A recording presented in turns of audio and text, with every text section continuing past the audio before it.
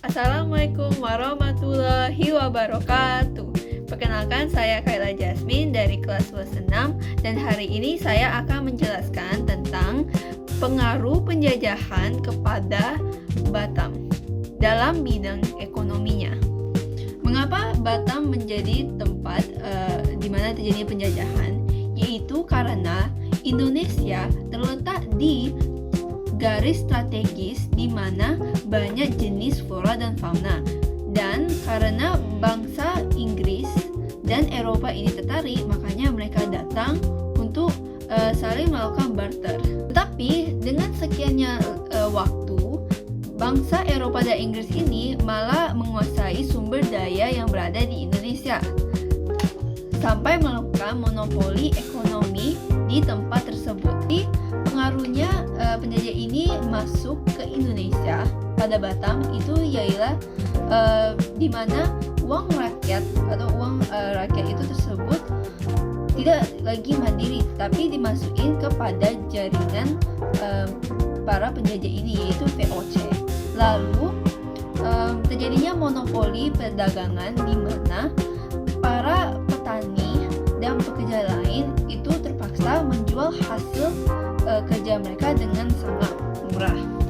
Dan lalu para penjajah ini juga memperkenalkan istilah pajak tanah, di mana itu sangat memberatkan para rakyat, dan bagi rakyat yang tidak bisa membayar pajak tersebut akan terpaksa untuk bekerja rodi dan bekerja atau kerja paksa. Contoh dari perdagangan monopoli ini adalah di Batam itu saat terjadinya di Pulau Boyan. Di situ ada beberapa petunjuk atau peninggalan di mana mereka menunjukkan hadirnya bangsa Eropa, Inggris, dan mengontrol siapa yang berdagang di Selat Malaka. Adanya juga pengawasan di situ. Nah, mereka mengontrol siapa yang bergadang di situ.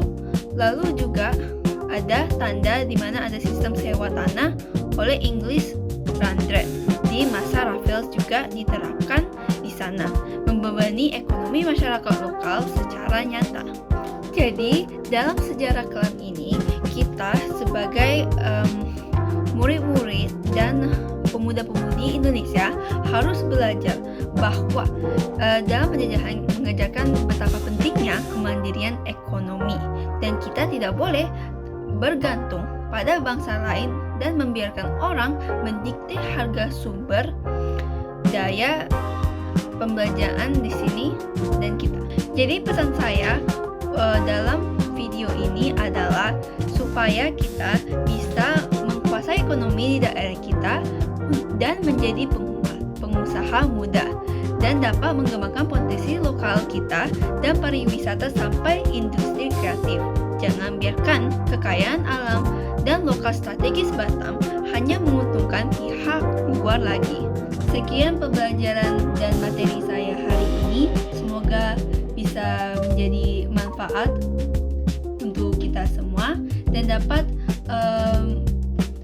mengetahui lebih lanjut tentang pengaruh penjajahan dalam ekonomi di Batam. Ingat, sejarah bukan cuma cerita masa lalu, tetapi juga jalur untuk masa depan kita nanti.